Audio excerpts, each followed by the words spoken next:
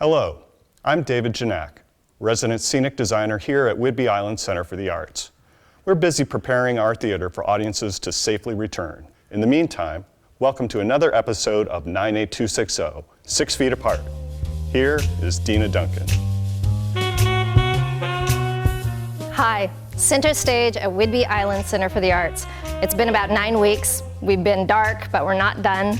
We are so excited about opening our new summer series in a couple of weeks. But right now, right here, I'm thrilled to introduce you to Whidbey Island Center for the Arts' new marketing director and improv pro, ladies and gentlemen, Billy Tierney. Woo! Hey, Billy. Hi, Deana.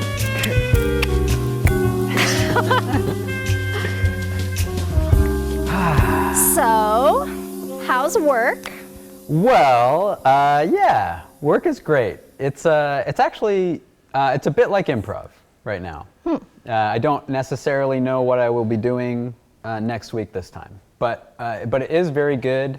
The organization here, as you know, we are moving forward. We've got a lot of plans, and then obviously our reality is dictated somewhat by the governor and you know the phases of reopening and things like that. So. But it is going very well. I'm very excited to be here. Good. So it's like improv. So what's that mean? What's improv? You're right.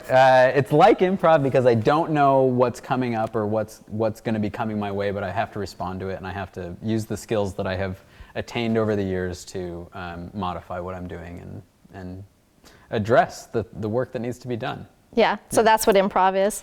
Yeah, improv is about reacting in an authentic and sincere way to offers that are made your way, and depending on how you view offers, that could be everything in the world. An offer is sort of everything. You could be like, oh, that leaf fell on my foot. That's an offer, and whatever that And go leads on you it. to be. So you once told me, I think it was yesterday, that you had a dream in your life to maybe go into a community and be able to introduce that community to improv. And it seems like you have that opportunity on Whidbey Island. Yeah, it's like coming up very quickly too. So I came from Bellingham. I was the general manager, artistic director at a point in the past of an improv theater there. Came from being the general manager, but it was already established by the time I got to Bellingham. So one of the things that started thriving and living in me over the years was this desire to move to a place that didn't have a really established improv foothold in the community, because improv is so empowering for the people of a community. Improv is empowering on an individual basis, but it's also empowering for groups of people. So it's kind of scary. Like I'm an actress, right, and a director, and improv still is something that I had to study, but it still really scares me. Like, can Joe Blow decide that he wants to, like, you're going to be teaching some classes, right? Yes, so one of the things we've got in the works, I've got a couple of Zoom classes, actually like 15 of them planned. Wow. I don't have dates yet, but it'll be soon. But covering sort of 5 different aspects of the craft of improv. I think I've got spontaneity on there, story, character, emotion, and scene work. So those are sort of like elements of the craft of improv. And yeah, so you can learn these skills, soft skills, or just And you'll have like levels for people who've done it before or not done it. And yeah, so like let's say you've never done improv before. Well, the first day of, let's say it's a Monday, and on Monday I'll do a level 1 class of spontaneity, and on Tuesday I'll do a level 2 class, and on Wednesday I'll do a level 3 class. And if you join the level 1 class and you find it fun and exhilarating and you liked the experience, then you would be invited to join the level 2 class. Cool. And then that would continue on. So like if you've never done improv before but you jumped into the class and you loved it, then you could take all of them. Yeah. It sounds fun. Yeah. So you're actually going to show us a little something here, right? Little something, something. Yeah, I'm going to do a little improv for you. I'm excited to bring improv to 98260, and I brought a guest, and Woo! we're going to do some improv. Let's do it. All right. All right. Boom. Thank you very much, Deana. All right, with me is my guest, Chris Harshman. Chris, thanks for joining me. Thank you. Thanks for asking. Yeah. So I asked you because we hung out last year a little bit. We watched a football game together. I thought we had a good vibe, and that's really all improv requires is a good vibe. Because you don't do performance improv, right? Well, not theatrical, not acting, but musically I do. Musically, okay. Yeah. And you teach music for South Whidbey High School. Correct. Right? Yep. And you were part of the Saratoga Orchestra. Yeah. So you're very in the community music-wise. Yeah. and person-wise. Yeah. Okay, great. So wonderful. We're going to do a couple things. You and I have never done this before. It's truly in the moment, truly improvised. That's right. The first thing that we're going to do is a very basic improv game that I was awful at when I started, but I think you'll be fine at. This is called word association. I'm just going to throw you a word. You think of a word that brings up in your mind and say it back to me, and we'll just both try to do that. The trick is that I will only be trying to free associate off the word you give me, not off previous words. Like we're not trying to like do farm things or whatever. Yes. Right? We're just trying to be on the word All previous. right. Okay. So how about crunch? Captain. Yeah. Boat. Sinking. Swim. Like a dolphin. Like a bear. Up a tree. Up a creek. Without a paddle. Okay, great, good. That was a word association. How'd that feel? Yeah, that's good. That's good. Good. Yeah. That's a little warm up for us. Yeah. Okay. So now I'd like to do this thing called fortunately, unfortunately. Okay. I'm going to just say a line, and then you get to pick one of those two things, and All then right. you'll just sort of follow it up, and we'll go back and forth, switching whether we do unfortunately or fortunately. Okay. So this is my favorite day of the year. Unfortunately, the weather is terrible, and there is like no place to go.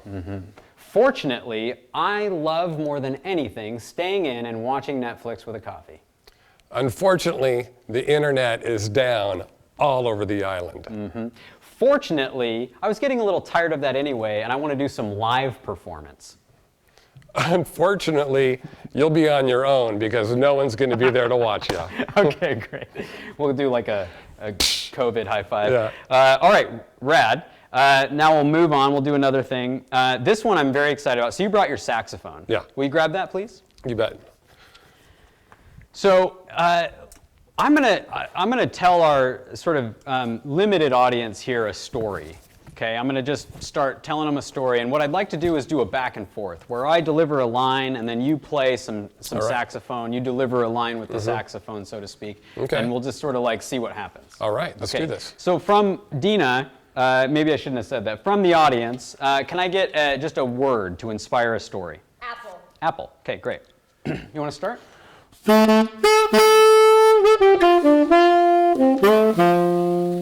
There was a funky little place down on 3rd Avenue, and they sold these apple croissants. You wouldn't think that an apple croissant would be good, but this place had the best.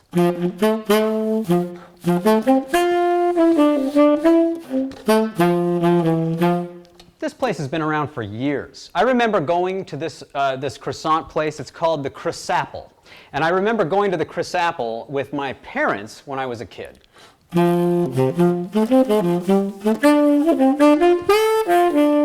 Bringing back memories for me of the ocean smell as we sat in the small cafe.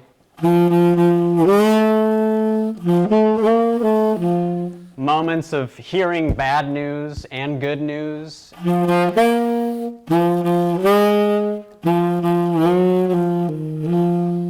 Feeling overwhelmed with the changes of life.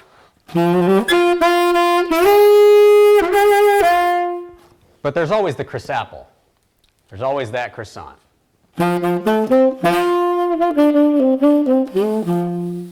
Right on. That was a lot of fun. That was a lot of fun. Okay, we'll do one more thing and then we'll be done. Okay. Okay. So we're gonna roll. We're gonna do this last thing. It's called a word at a time message. We're gonna deliver a message to the people of Langley. And can I get just one word to sort of help inspire us? Just one word. Dragon. What was it? Dragon. Dragon. Okay, perfect. Perfect. So we're gonna give Langley residents of 98260 a message, and dragon will be the inspiration. But we're only gonna do it one word at a time. Okay. So I can only do one word, and then you do word, and we'll just go back and forth. right. And hopefully it will be coherent. All right. Okay, so go ahead and start. Dear Neighbors, and residents we are so pumped that you are around and living fully in this life and that you will not Fuck, I couldn't stop myself. This was where the story was going. I apologize. The dragon got me. Yeah. I don't want to do that for 9260. Oh, but we were almost there.